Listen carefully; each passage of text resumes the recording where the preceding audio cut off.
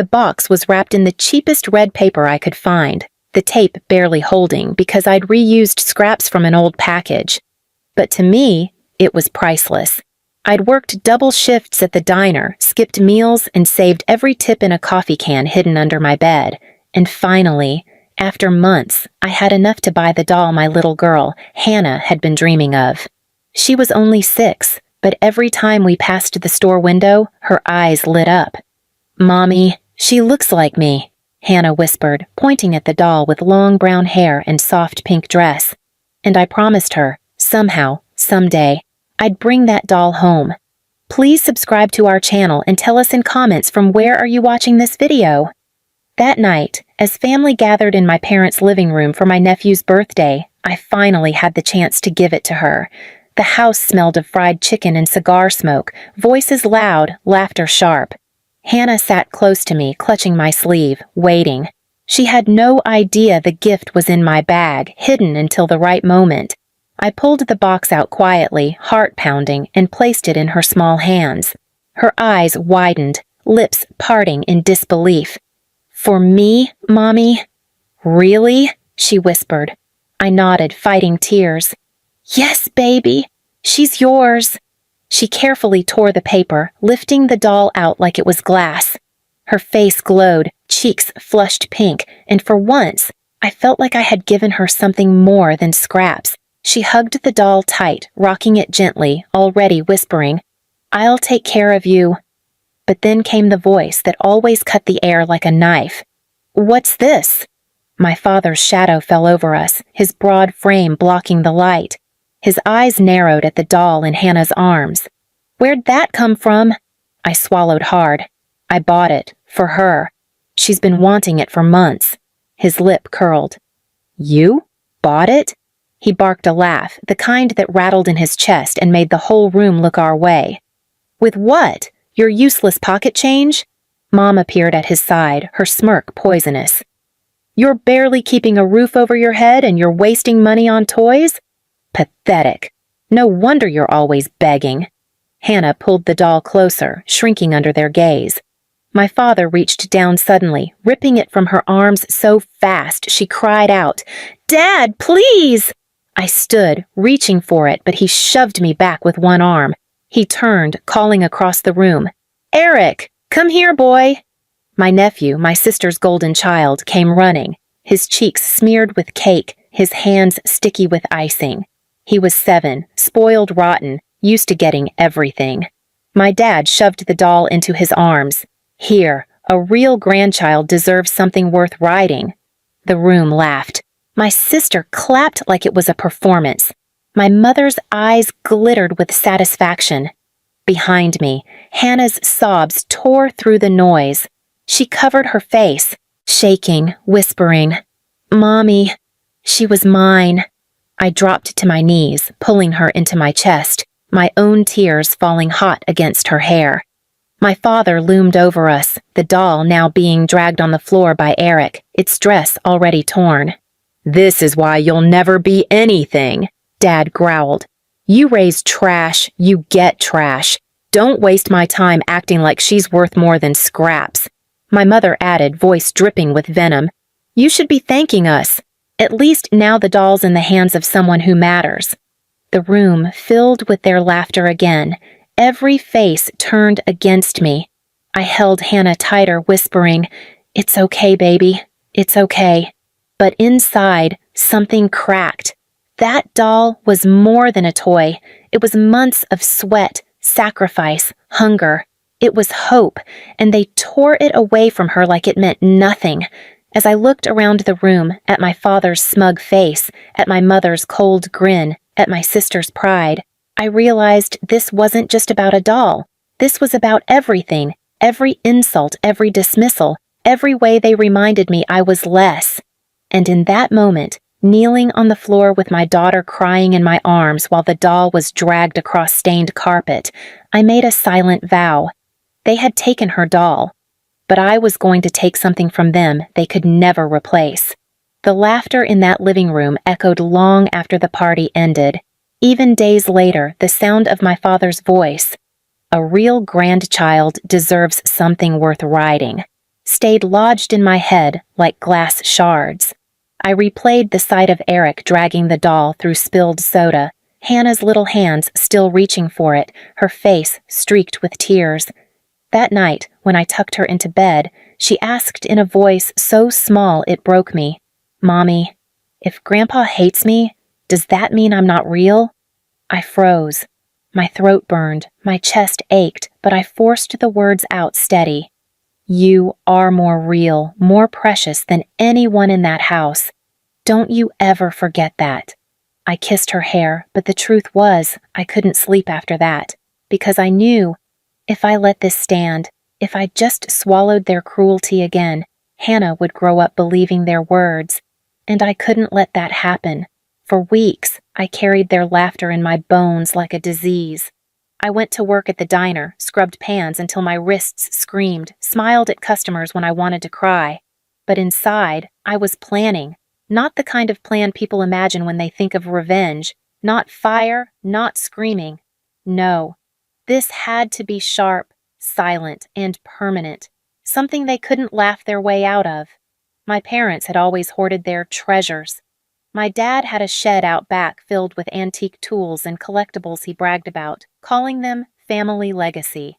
My mom had trunks of jewelry she flaunted to her church friends, bragging about how she'd passed them to Clarissa, my sister. They worshipped their possessions like idols, and that gave me an idea. If a doll meant nothing to them, then I'd make them understand what it felt like to lose something they thought was theirs forever. I started paying attention. Every Sunday after church, they'd gather at home, drinking coffee, boasting about family wealth. Eric would run around the shed, banging the old tools together, while Clarissa strutted in Mom's necklaces like she was a queen. I visited under the excuse of keeping peace, but I was really watching, listening, memorizing. Meanwhile, Hannah clung to me tighter every day, quieter than before. She wouldn't even look at toy store windows anymore. That was the worst wound of all. They hadn't just stolen a doll. They had stolen her joy, and that was the wound I promised myself I'd stitch back in my own way. One evening after work, I walked Hannah past a small thrift shop.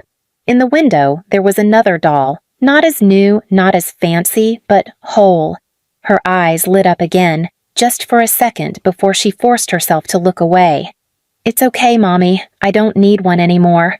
My heart twisted. That night, I bought the doll.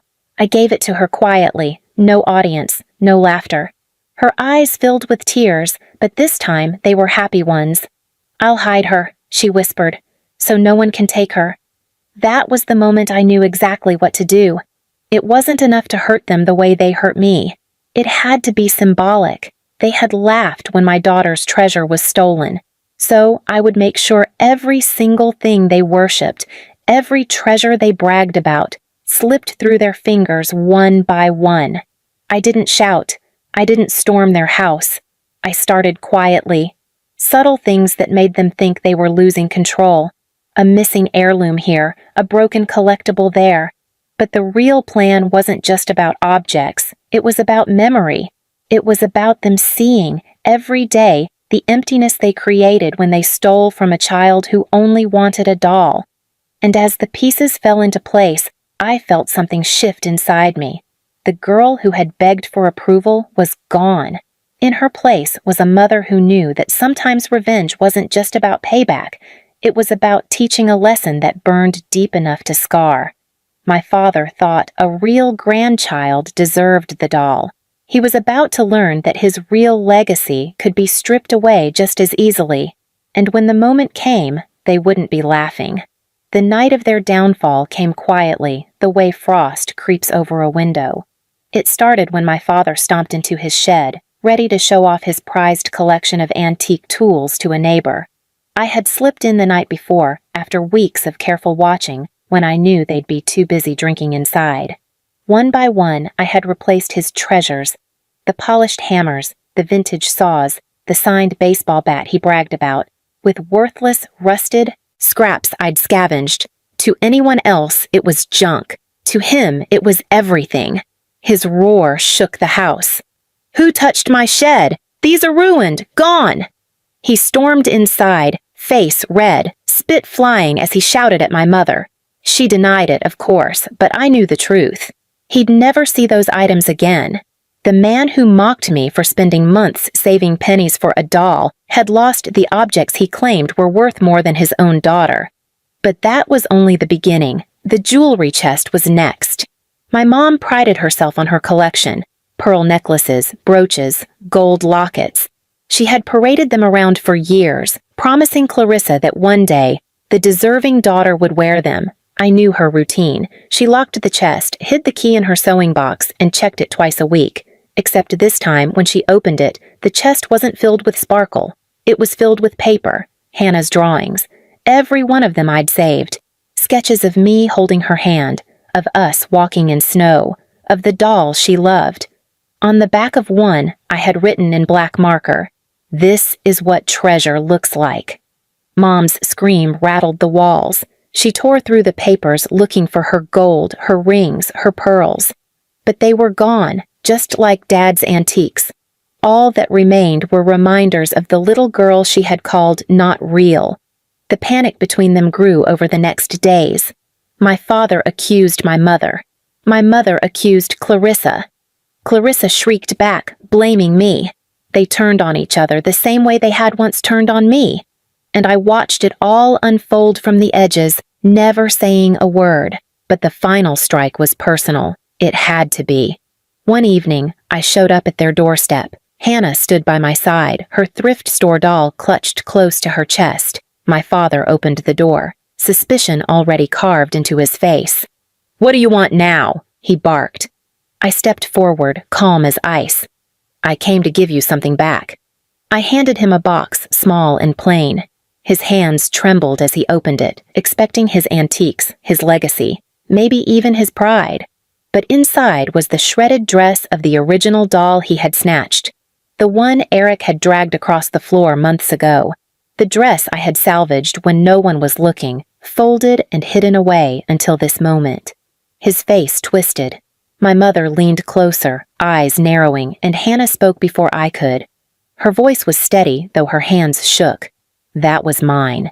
You said I wasn't real, but I am. And now you have nothing." Silence dropped like a hammer.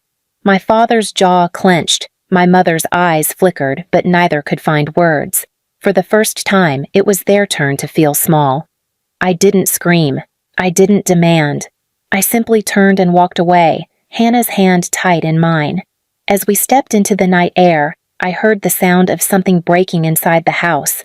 Not just furniture, not just objects, but the illusion they had built that they were untouchable.